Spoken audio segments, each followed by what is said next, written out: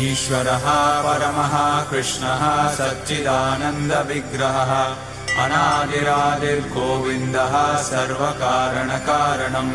चिन्तामणिप्रकरसद्मसुकल्पवृक्ष लक्षावृतेषु सुरवीरविपालयन्तम् लक्ष्मीसहस्रशतसम्भ्रमसेव्यमानम् गोविन्दमादिपुरुषम् तमहम् भजामि वेणुम् क्वनन्तमरविन्ददलायताक्षम् बर्हावतम् समसिताम्बुदसुन्दराङ्गम् कन्दर्पकोटिकमनीयविशेषशोभम् गोविन्दमादिपुरुषम् तमहम् भजामि आलोलचन्द्रकलसद्वनमाल्यवंशी रत्नाङ्गदम् प्रणयकेलिकलाविलासम् श्यामम् त्रिभङ्गललितम् नियतप्रकाशम् गोविन्दमादिपुरुषम् तमहम् भजामि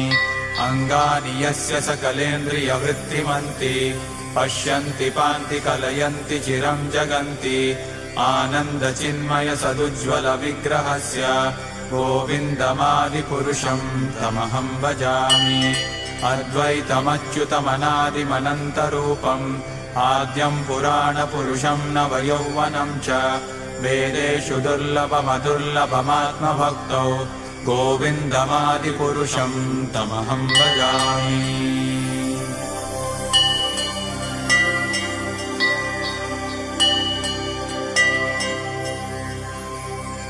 पन्तास्तु कोटिशतवत्सरसम्प्रगम्यो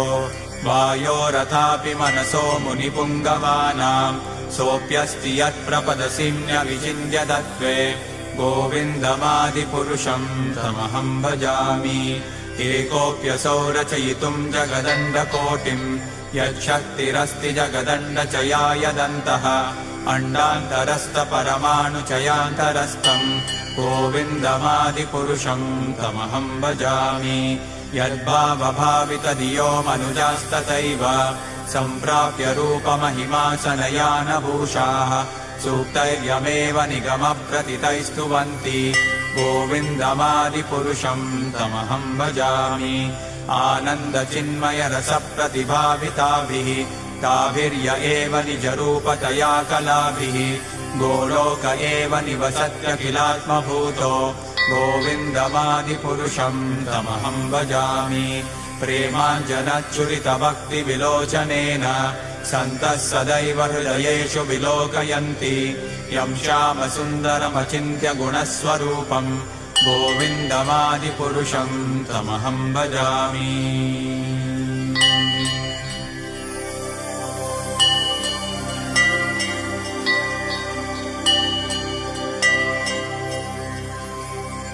रामादिमूर्तिषु कलानियमेन तिष्ठन् नानावतारमकरोत् भुवनेषु किन्तु कृष्णः स्वयं समभवत् परमः पुमान्यो गोविन्दमादिपुरुषम् तमहम् भजामि यस्य प्रभा प्रभवतो जगदण्डकोटि कोटिष्वशेषवसुधादिविभूतिभिन्नम् तद्ब्रह्म निष्कलमनन्तमशेषभूतम् गोविन्दमादिपुरुषम् तमहम् भजामि माया हि यस्य जगदण्डशतानि सूते त्रैगुण्यतद्विषयवेदवितायमाना सत्त्वावलम्बिपरसत्त्वम् विशुद्धसत्त्वम् गोविन्दमादिपुरुषम् तमहम् भजामि आनन्दचिन्मयरसात्मतया मनस्सु यः प्राणिनाम् प्रतिफलम् स्मरतामुपेत्य लीलायितेन भुवनानि जयत्यजस्रम् गोविन्दमादिपुरुषम् तमहम् भजामि गोलोकनाम्नि निजधाम्नि तले च तस्य देवी महेश हरिधामसुतेषु तेषु ते प्रभावनिचया विहिताश्च येन गोविन्दमादिपुरुषम् तमहम् भजामि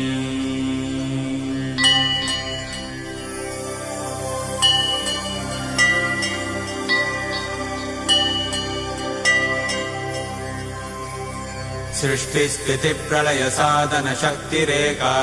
छायेव यस्य भुवनानि बिभर्ति दुर्गा इच्छानुरूपमपि यस्य च चेष्टते सा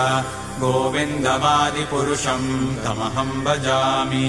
क्षीरम् यथा दधिविकारविशेषयोगात् सञ्जायते न हि ततः पृथगस्ति हेतोः यः शम्भुतामपि तथा समुपैति कार्यात् गोविन्दमादिपुरुषम् तमहं भजामि